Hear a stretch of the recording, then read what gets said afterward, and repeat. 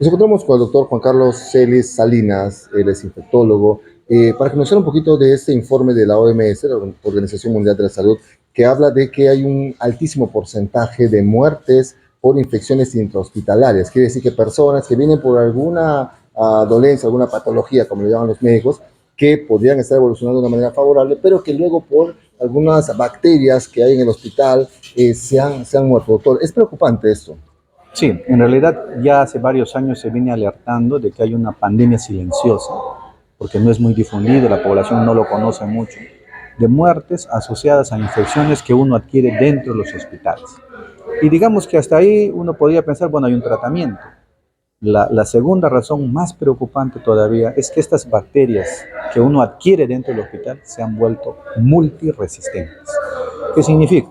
Yo me hospitalizo por una neumonía, ingreso a un ventilador mecánico, me estoy recuperando y de repente adquiero una infección en el hospital. Porque el cuerpo está vulnerable, se está recuperando alguna cosa, pero todavía no está al 100%. Exacto. Y esa bacteria que vive en el hospital resulta que me infecta, se introduce en mi organismo por un catéter, una sonda, un hospital que no está bien higiénico, que no tiene agua, etc. Y resulta que esa bacteria que ya la identificó no tiene tratamiento. Y esa es, digamos, casi la emergencia hoy en día, ¿no? O sea, sabíamos hace muchísimo tiempo que habían estas infecciones, pero se podían tratar. Pero ahora, desde hace más o menos 10, 15 años, ya en todo el mundo sucede lo siguiente, que las bacterias se han vuelto tan resistentes que los antibióticos no tenemos a mano y el tratamiento es sumamente costoso.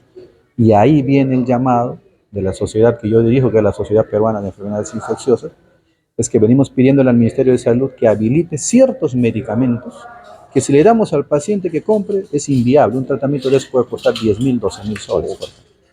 Y esas bacterias se están tornando, no es un problema solamente de Loreto, o acá hemos tenido muertes de neonatos hace muchos años por bacterias resistentes, y tenemos nuevas bacterias que son casi unos superbacterias, como le dicen a veces, que están ocasionando muertes en todo el mundo. Pero en los países como el Perú, donde los sistemas post-pandemia han quedado debilitados, como este hospital, devastado post-pandemia, con goteras, con sistemas de limpieza, problemas de agua, hacen que estas bacterias proliferen más y se convierten en un serio problema de salud pública. ¿Qué dice este informe? 500% de aumento de porcentaje en A nivel 5 años. mundial. A nivel de Perú. Estamos hablando de los datos de Perú. Este Ya, informe recoge la parte mundial, pero dice lo que está pasando en Perú. ya. 500% de aumento. O sea, antes morían 200, 300 personas al año, hoy mueren 1.000 y se habla de un subregistro. Wow. Así que hay muchos casos, por ejemplo, de salud, en el mismo reporte se dice, no ha brindado sus datos. Y eso lo hacen los hospitales porque no quieren decir que estamos con un serio problema nosotros y los responsables somos nosotros. Ahora, doctor, y no es necesario tampoco que lo digan, porque las condiciones de hacinamiento en las que están, las condiciones higiénicas, yo le escuché decir que en los tres hospitales grandes que tenemos acá en la región, todos están incluidos, incluso vamos a hablar del de salud también. Y por ejemplo, mira, vamos a regresar un poquito a la pandemia. Usted recuerda de que la gente decía, te vas al hospital, seguro que te mueres. Y hay personas que efectivamente no han venido a los hospitales y no es que se han salvado, pero de repente por esa bacteria hospitalaria, porque ya el cuerpo estaba vulnerable, han venido acá, aparte el COVID, se ha asociado con esas bacterias y es lo que de repente muchas veces también ha conllevado a muertes, ¿no? Pongámosle un número. Se habla de que las infecciones intrahospitalarias podrían, en caso del Perú, causar por lo menos un 7% de fallecidos dentro del hospital, que no tiene ya que ver con tu enfermedad, sino con la infección que adquieres. Un ventilador mecánico te salva la vida, 50, 60% de las veces, pero hay un 7-10% que puede ser que esa bacteria lo adquieras ahí. No podemos culpar al hospital de todas las muertes. Todos los días salen de alta pacientes vivos.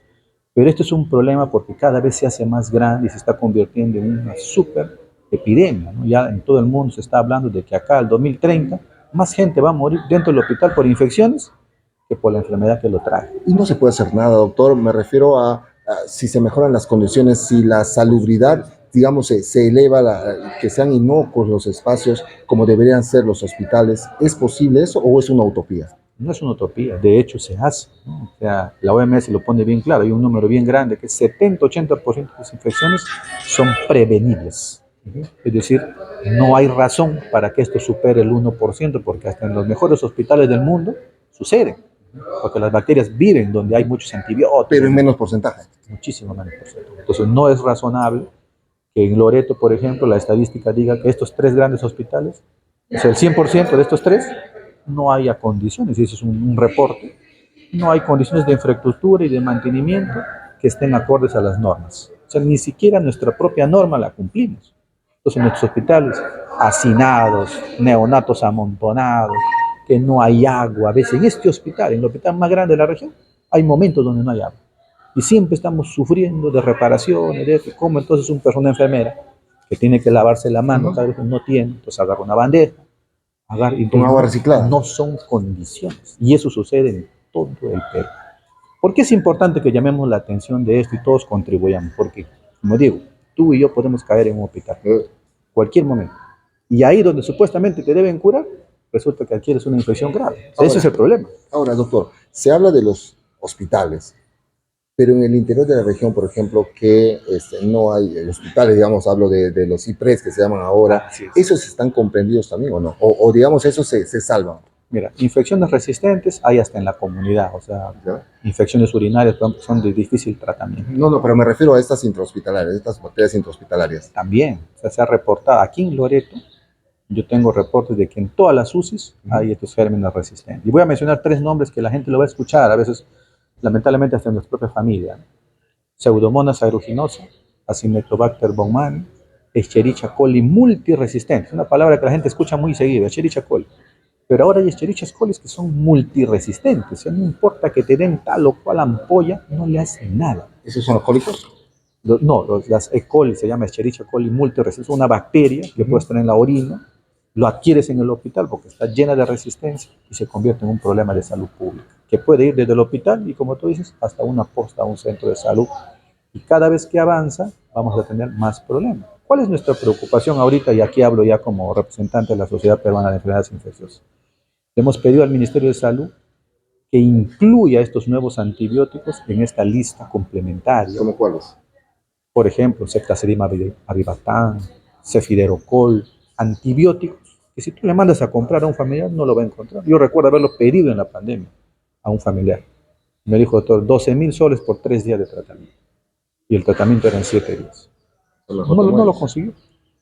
Y eso está sucediendo en este momento en todo el Perú. Si tú te pones en todas las UCIs de los hospitales a hacer un estudio, te encuentras con gente humilde, gente pobre que tiene un familiar ahí, no te va a poder conseguir ese medicamento, porque hasta en Lima es difícil de conseguirlo. Las clínicas ya lo usan, está sucediendo, pero el ministerio está muy lento en responder a esta necesidad. Necesitamos que esos medicamentos sean incluidos, porque una vez que están incluidos en esta lista, yo le puedo pedir al hospital, cómpralo. Le puedo decir al CIS, cómpralo porque está en la lista. ¿Y por qué no lo incluyen? Burocracia.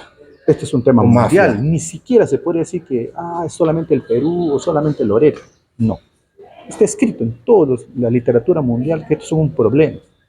Pero cuando tú al ministerio le dices, ahí la DGMIT se demora, ya tiene 5 años evaluando el caso, nosotros le mandamos documentos a Pelere, nos reunimos una vez, 2 veces, lo dejan ahí, cambian de ministro, entonces la burocracia y los cambios hacen que no se pueda avanzar y gente está literalmente muriendo por este problema. Muchas gracias. Gracias.